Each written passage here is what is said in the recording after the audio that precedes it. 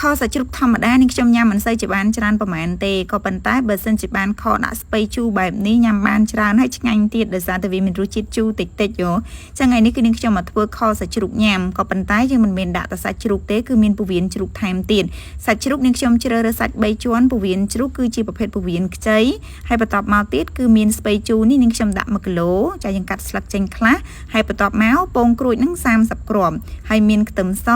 ហើយនឹងម្រេចចាគ្រឿងក្រៅសម្រាប់ធ្វើខរបស់យើងគឺមានតែប៉ុណ្្នឹងទេឥឡូវនេះជាដំបូងគឺនាងខ្ញុំត្រូវការស្រុះពោះវៀនជ្រូកនឹងជាមុនសិនចាដោយសារតែពោះវៀនជ្រូកនឹងគឺវាមានក្លិនសូវជាល្អប្រហែលទេមុននឹងយកមកស្រុះនឹងគឺនាងខ្ញុំបានលាងអាខាងក្នុងវាឆ្កឹះអាចអីចេញស្អាតហើយនាងខ្ញុំដាក់កពឹសខ្ទឹមដាក់ចូលក្នុងពោះវៀននឹងទៅយើងបូតចុះបូតឡើង3-4ដងច្រកទឹកអីលាងឲ្យស្អាតតបមកបានយើងយកវាមកស្រុះនឹងទឹកក្តៅមកទឹកទៀនហើយពោះវៀនជ្រូកនាងខ្ញុំជួយចិត្តញ៉ាំជាងគេអាផ្នែកខ្លាញ់ខាងលើនឹងអូញ៉ាំទៅមានជាតិហ្មងមិនថាយើងយកទៅទំនាប់យកទៅបំពងឬក៏ដាក់នៅក្នុងបបរទេអាតំណឹងគឺឆ្ងាញ់ហ្មងអញ្ចឹងស្រុះវាមកល្មមហើយយើងក៏ស្រង់វាចាប់ផ្ដើមមកកាត់វាជាកង់នេះបើសិនជាយើងស្ងោរវាឲ្យឆ្អិនយកទៅទំនាប់ជាមួយនឹងទឹកប្រហុកឬក៏ទំនាប់ជាមួយនឹងទឹកត្រីផ្អែមក៏ឆ្ងាញ់ដែរប៉ុន្តែចៃដន្យអីយើងទិញមកខសិនទៅចាំលើក្រោយចាំយើងធ្វើម្ហូបអីផ្សេងដំបូងកាត់នឹងកបិតធំប៉ុន្តែកបិតធំនឹងកាត់ទៅអត់មុតយើងប្រើកបិតតូចកាត់វិញអញ្ចឹងនេះខ្ញុំកាត់វាប្រវែងហ្នឹងហើយពោះវៀនជ្រូកនេះនិយាយពីថាអត់មានល្វីងទេបងប្អូននៅពេលដែលយើងធ្វើស្អាតទៅចាដាក់ខទៅញ៉ាំទៅអត់ល្វីងទេតែបើសិនជាករណីយើងធ្វើអាគ្រឿងក្នុងអីវានឹងបូតអាចចាញ់អត់ទេគឺអាចនឹងល្វីងណាចឹងបន្ទាប់ពីយើងស្រុះពោះវៀនជ្រូកកាត់វាជាកង់ហើយយើងចាប់ផ្ដើមមកដាក់ស្ករខ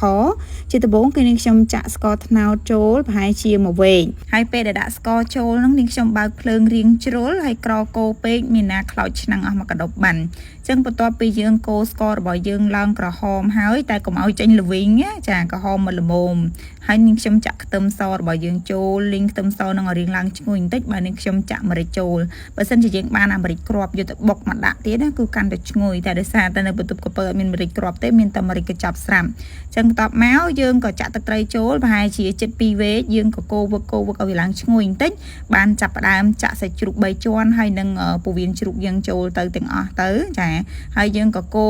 រឲ្យសព្វជាមួយនឹងគ្រឿងស្ករទឹកត្រីអីហ្នឹងហើយយើងអត់ទាន់ចាក់ទឹកភ្លាមទេគឺយើងត្រូវការរងាស់វាសិនចារងាស់ជាមួយនឹងអាទឹកខាប់ហ្នឹងឲ្យឡើងក្រហមសិនបានយើងចាក់ទឹកតាមក្រោយហើយនេះពងក្រួយចា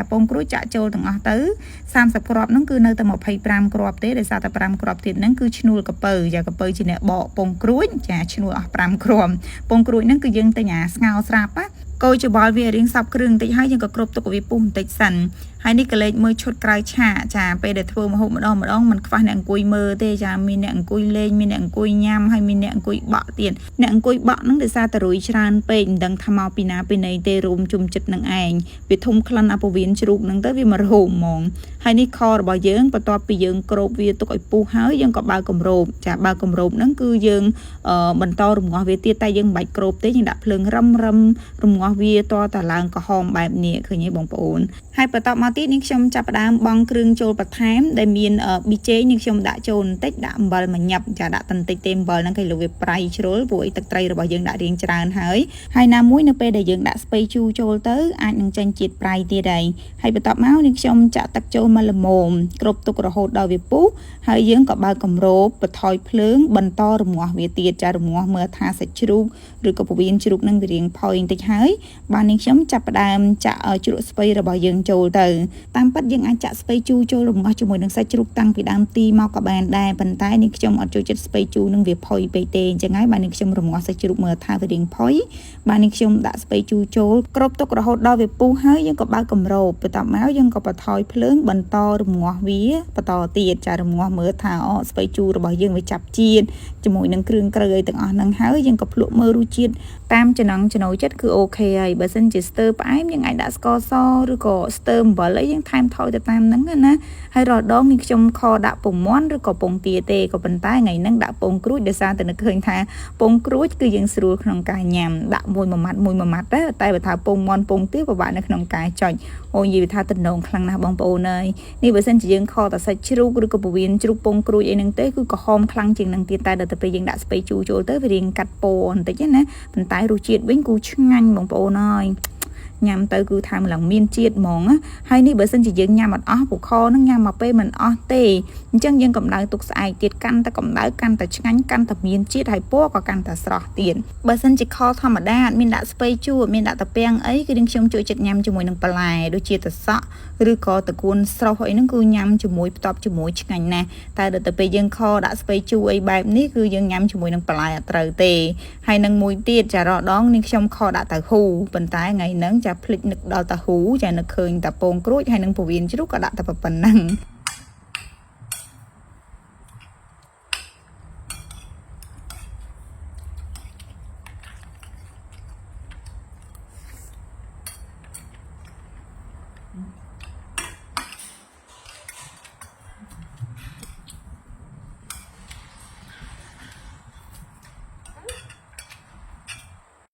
ខដាក់ពងក្រួយអញ្ចឹងនិយាយពីថាស្រួលញ៉ាំមែនតេនហ្មងបងប្អូនអត់ចាំបាច់ពិបាកយកស្លាបព្រាទៅញិចចុចអីទេដាក់មួយម៉ាត់អញ្ចឹងទៅគឺពេញមាត់ហើយឆ្ងាញ់ទៀតហ្នឹងហើយបងប្អូនវីដេអូមានតែប៉ុណ្្នឹងទេអរគុណសម្រាប់ការចំណាយពេលទស្សនាជួបគ្នាវីដេអូក្រោយបាយបាយ